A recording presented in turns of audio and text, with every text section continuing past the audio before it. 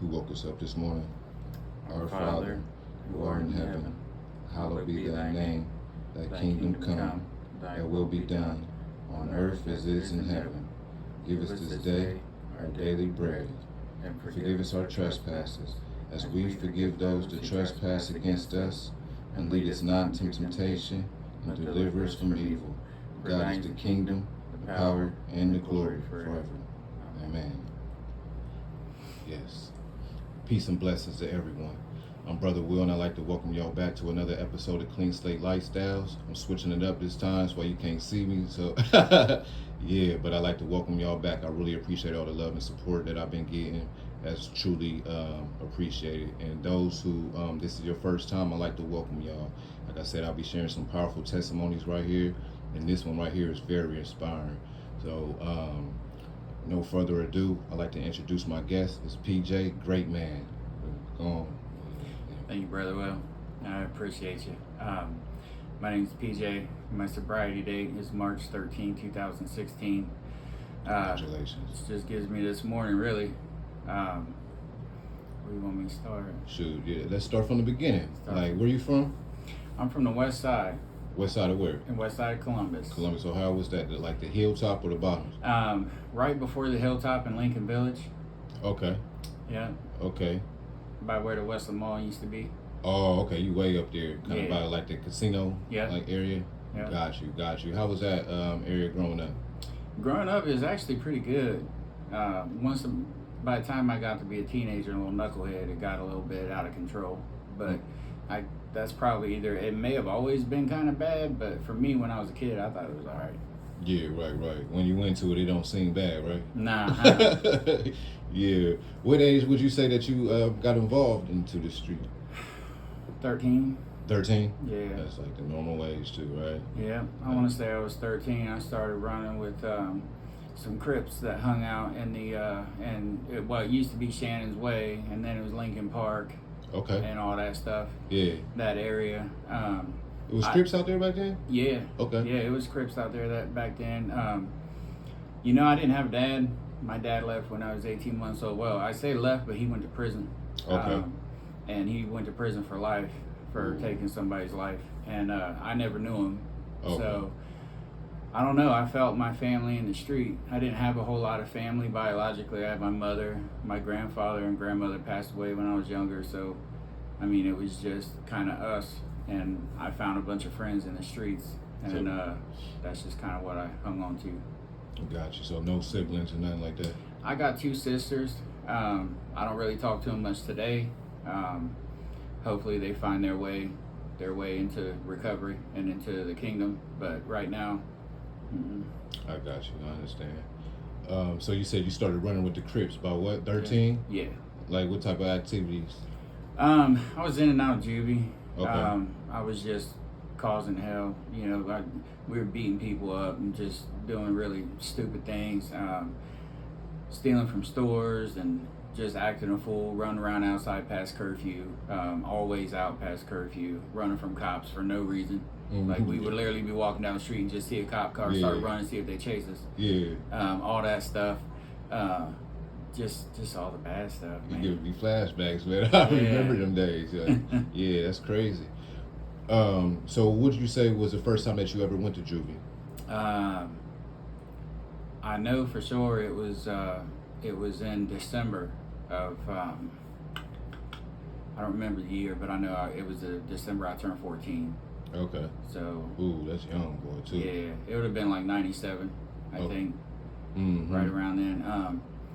I was the one that didn't get away. We thought we'd be slick and rob somebody's house. We didn't know there was somebody home. They called the police, and my first charge was a B&E at 14 years old. Juvie wasn't very kind. Yeah. My mom wasn't the type to pick me right up, so she let me sit in there, and honestly, it was probably the best thing for me, but I didn't learn. I kept at it, and that was my first time behind bars. I could dig it. Man, listen. I have to say this before we go any further. This is why I love doing this. That's why I love just being in recovery, period, right?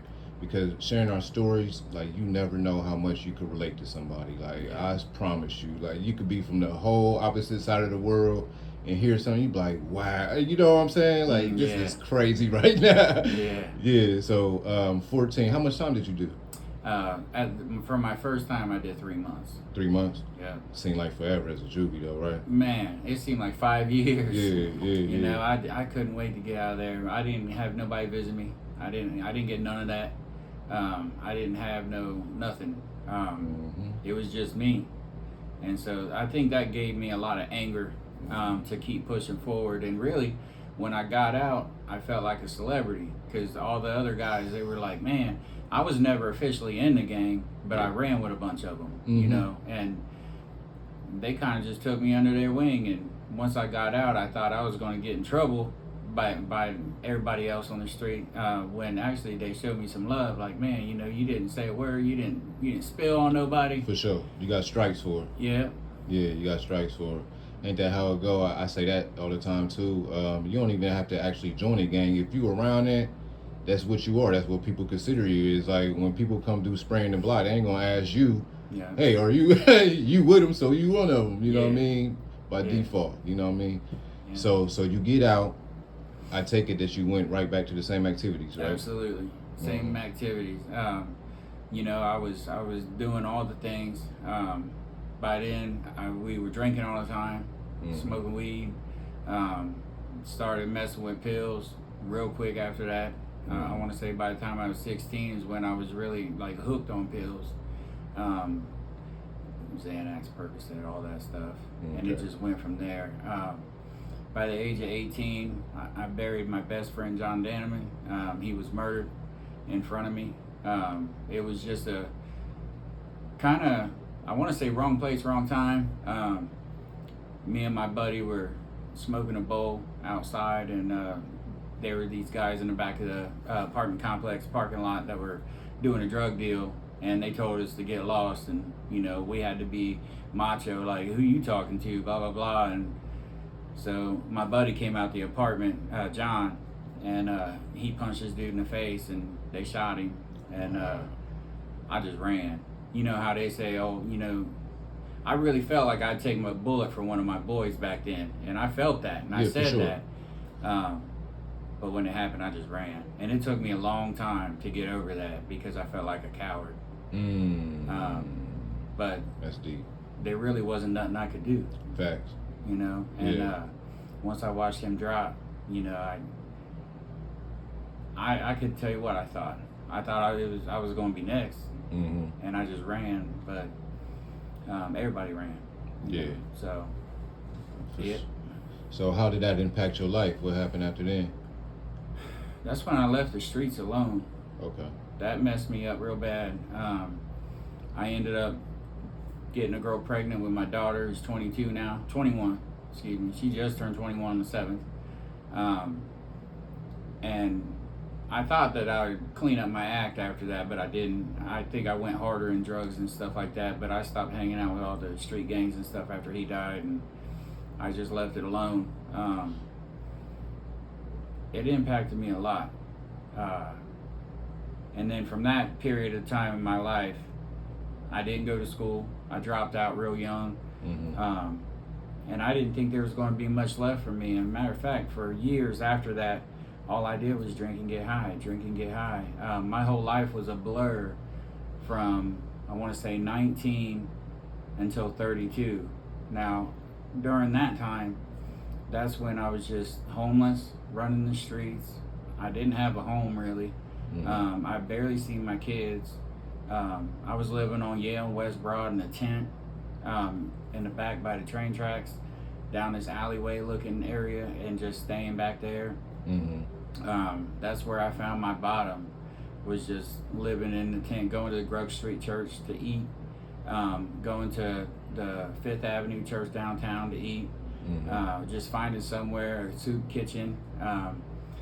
I'll tell you, man, there was no worse feeling in the world for me at that point than when I walked out to Broad Street one day and I looked left towards downtown. I looked right towards east, towards farther west, like West Jeff, and it didn't matter where I went.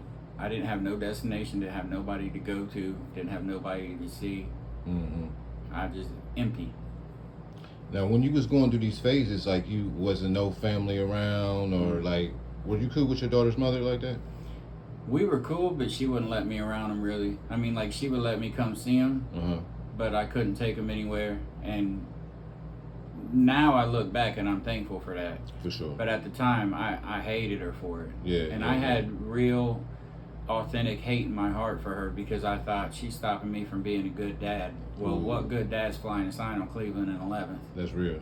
Yeah. I didn't see my kids. What you talking about at the Liberty Tax thing? Nah, we're close to it. Okay. But on Cleveland 11th on the off ramp by Okay. Comp Drug, Yeah, I got you. that's where I was flying a sign, right by Comp Drug. Okay. Yeah. So I take it she wasn't in active addiction though, Nope. right? Okay. Nope. That's cool. That's cool. She left me high and dry, which thankfully she did, Mm-hmm. because she wasn't putting up with that. We ended up having 3 kids, all back to back to back. My youngest is 18, my oldest is 21. Hold on. So during this relationship you're using, right? Oh, And yeah. it's progressively getting Worse and worse. Getting worse and worse. But she's Yeah. trying to tell you like go get some help, or what's going on? Honestly, like she did, but I didn't listen to nobody. Mhm. You know what I mean? I kept trying to tell her that she had a problem Okay. because I was doing just fine Mhm. as far as I was concerned, but I didn't hold down no job. Mhm. She was the one paying the bills and taking care of everything. Shit, if anything, I was stealing everything, Yeah. and everything would come up missing. It was me, but that didn't last, man. By the time my daughter was 6, it was in 2000. I think it was 2009. We split, Oh. and she said, "I don't want to talk to you again," Yeah. because you know. So now you're on your own now. Yep. Right. Yep. Jeez. So during this homeless time, right? Mm-hmm. Yep. When did like you recover from that part? So, from 2009, I moved down to Kentucky. That was my shot at like a geographical cure. I tried to go to where my mom was at the time. My mom's from here in Columbus, but she lived in Kentucky at the time, and I tried to move there, and that was a real bad time in my life. My closest to starving was down there because they didn't even have soup kitchens, nothing like that. My mom wasn't about to let me live there for long. And yeah, I messed that up. So I ended up moving back here. In 2016 in March, it was so cold. It was when you heard about a lot of people that was 2016. yeah, For sure. a lot of people that was dying in the bandos and stuff, just freezing to death. Mm-hmm. We had record lows that year, Mhm. and honestly, I kept getting in trouble and running from my probation officer. See, I forgot to mention I was on probation at the end, and so I just went to Netcare on Central Avenue in March 2016, and they sent me here to Maryhaven. Okay. So you was actually a resident here. Yeah, Got you. in Res North, but at the time Res North was detox. Okay. Yeah. What a testimony. That's hard. That's Yeah. hard. How did you feel coming in these doors as an employee? I emotional. Mm-hmm. Because at first I worked at OTP, and my whole goal was to come to residential. Yeah. And then when Zach, who used to work here, told me that they had a position available for a counselor, and I had my CDCA, I said, you know what, I'm going to jump on it. Yeah. And they let me come here. And the funny thing is if you go out here, you know how there's that glass piece of drywall with all the writing on it and stuff, all the coloring. Uh-huh. That Paul on there is my name. Wow. Yeah, I was here when we did the whole graffiti stuff, and Yeah. we just signed the drywall, but they ended up keeping that and framing it. That's hard. That's nothing but God. Yeah. Like that's hard, bro. That's God. Shout out to Zach too. Yeah, For shout real. out to Yeah, Zach. got prayers for Zach. Everything happens for a reason, and that's one of my favorite sayings is honor God. You know what I mean? Mm-hmm. So, let's see. Let's go back some. Yeah. Where was we saying? You said that you was on probation. Yep. And so I kept running from my PO, kept getting in trouble, and I decided I wanted to go to Netcare. But it wasn't because I wanted to get sober at first. It was because I was sick and tired of them catching me with a warrant, and I had to go get sick in the jail. Mm-hmm. So Netcare sent me here to Maryhaven. And my counselor, his name was Wyatt, that worked here at the time. He was telling me, what about the House of Hope? Have you ever heard of the House of Hope? And I said, man, listen, I'm not going somewhere for 6 months. Like, I got stuff to do. I want to be a dad now. I'm going to go ahead and turn myself in and do all this. And, well, I ended up going to the House of Hope. April 6th, 2016 was my first day at the House of Hope. And then I stayed there for 6 months. How was your journey there? Wonderful. Wonderful. Honestly, it saved my life because they forced me to work a 12-step program. They made me go to AA. They made me get a sponsor. They made me work the steps or else they were going to put me out. So I had to do everything by the book there. And I did. And I ended up going to their sober living. I stayed in sober living for 2 years after I graduated from the House of Hope. And most people go to sober living for like 6 months. All this. I got a job at Starbucks downtown at the convention center. And I lived in sober living for 2 years. That's important right there because a lot of people be trying to go to these places and hurry up and rush the process. You want to tell them about the importance of that? Like, why'd you stay for 2 years? I stayed for 2 years because I knew that, well, honestly, I didn't know, but I was afraid of what was going to happen if I took all the control back. I stayed in sober living for so long because it gave me accountability. I knew that if I was out longer than I should be, I'd get drug tested. I knew that if I didn't do what was told of me, I was going to be put out and I'd be back on the street again. And then I was going to use. I feel like sober living is for people that want it, not people that need it. Sober living is it helped me stay accountable and hold myself accountable. And even when I couldn't hold myself accountable, other people held me accountable. So it was just like insurance for the rest of my life. You know what I mean? To stay alive the next day at the sober house, I was safe. Got you. Plus it's more structured too. Oh, it's much more structured. Yeah, for sure. I meant to ask you, do you got any prison numbers? Nope. Never been to prison? Never been to prison. Been to jail all kinds of times. Somehow, thankfully, I managed to avoid actual prison. Yeah. I was in jail all kinds of times. My biggest offense was F2 burglary. Okay. I was looking at 2 to 8. And I had a code D, and they ended up getting him because he did something. It had something to do with a cigarette butt that he left laying on the porch or something. Somehow they caught him, and they put a future on me. This was in 2016. I was still on probation. They were holding me. They had this charge on me, so I don't know. Statute's up for a while now, but man, that was scary. And I was tired, man. Got you. So, what happens after you graduate from the House of Hope? How your life then changed now? Man, it was honestly some of the best. First 2 years was some of the best of my life. I got out of the House of Hope. All I really had to do was work. I got a life back with my kids like that. Cool. They started coming to see me. Yeah. Every weekend they got to hang out with me. I made sure I had every Saturday off so me and my son could watch football. And we did just that.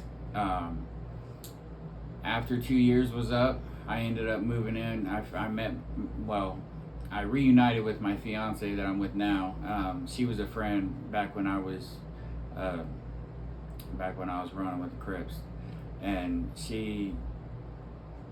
I don't know what she's seeing me today, but she's a social worker. Okay. She's in the same field that I'm in. That's dope. And we ended up buying a house together a couple years ago. So now we own a house, all this stuff.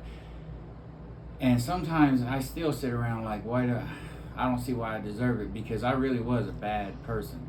Yeah. I really was a bad person. And I really want to share this story too. There's 2 things I want to share. The first one is my battle with spirituality. I had the hardest time believing in God.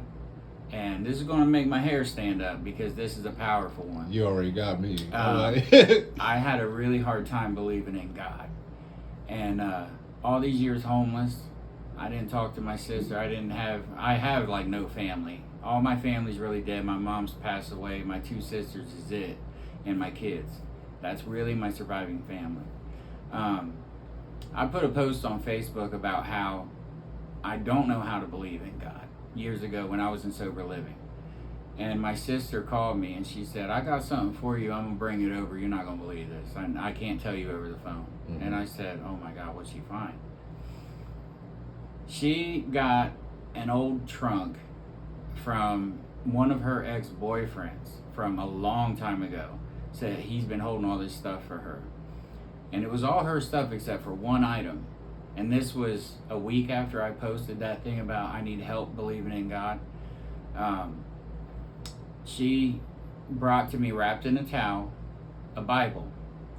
This Bible wasn't just any Bible. It was a Bible that my mom had my name engraved in 1994 for Easter that my mom presented to me. And I held that thing, looked at it, I opened it up, and it had my mom's name in there where she signed it saying she presented it to me on this day of Easter of 94. And all I did was look up at the sky and said, I hear you. Mm-hmm. I hear you. Mm-hmm. Because even though that's hard, I have my own personal battles with like religion and things, I know my Creator heard me. And for my sister to find that, and I don't own anything from my childhood, mm-hmm. and that just happened to be found from a boyfriend from years ago. Wow. Like, that's unbelievable. Yeah, for sure. But that's God. For sure, no doubt. And life is so much better. I feel like I didn't even, I used to shoot dope. I was a heroin addict, IV user, meth, crack. I always said I was married to heroin, but my mistress was crack cocaine. Mm-hmm. I used crack when I was able to, but my daily was heroin. I shot up everywhere, all over my body. I couldn't go 2 hours without, let alone a day. And it got so bad where I just resigned. That's how I was going to die. Mm-hmm. So I got sober, and I got with my fiance, and her family just took me in. They started leaving their purses laying around. I'm like, don't they know who I am? And they're this amazing group of people that just love me because they don't know that side of me. Yeah. They never got to meet that person. They don't see that side. No. Yeah. And it's like 9 years. It's been the hardest thing that I've ever had to do is be sober through all this, because I told you I lost my mom. I lost my son last year, January 8th of last year. He committed suicide. I was at work in the OTP here, and my daughter called me, frantic, crying, saying that my son shot himself, and they found him on his bed. And I went to Grant Hospital from here, and I got to say goodbye to him. I got to see him. Believe me, that's a sight no parent ever wants to see. It took everything in me to not try to drink him back to life, because that's what I wanted to do. My first instinct was I'm going to go to buy a bottle, and I almost did it. But thankfully I have support today that made sure I didn't go nowhere by myself for a while. The tricks that the enemy play, man. Yeah. It's like, hold on, can we give like 20 seconds of silence for your son, please? Yeah. And all the other people who lost their life, due to mental health or any type of drug and alcohol abuse.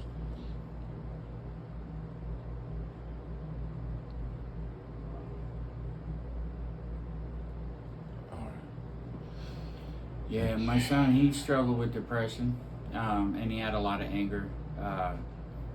I blamed myself for that for a little while, but I have a therapist now that works with me through all that stuff, and here I am, I'm still sober, but sobriety's not for the weak.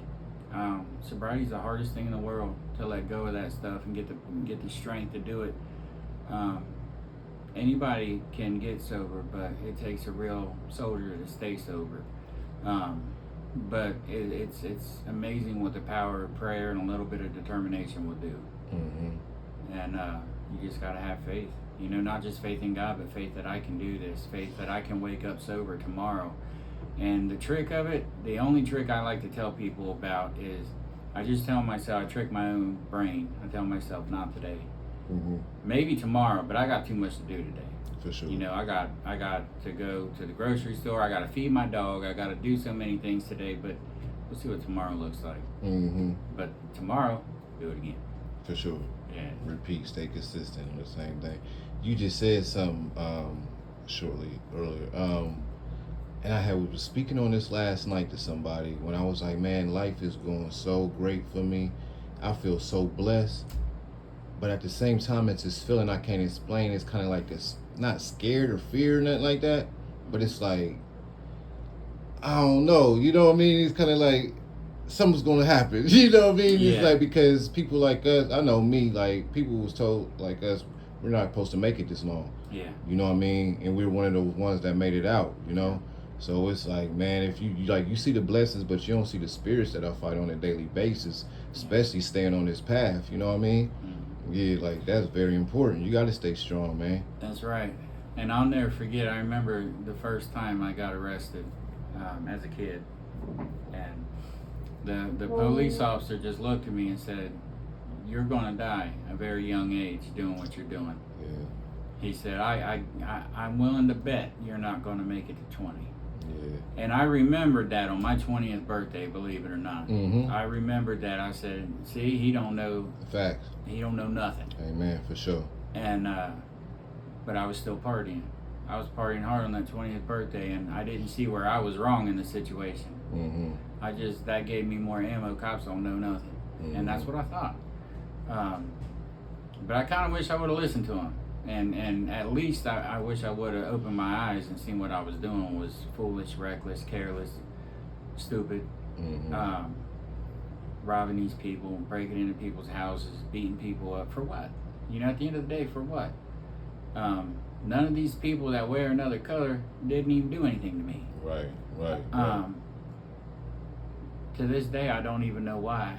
You know, I know what the beef is between, you know, the Bloods and the Crips and Tookie and just all this stuff. But at the end of the day, what's it matter? What's that got to do with me?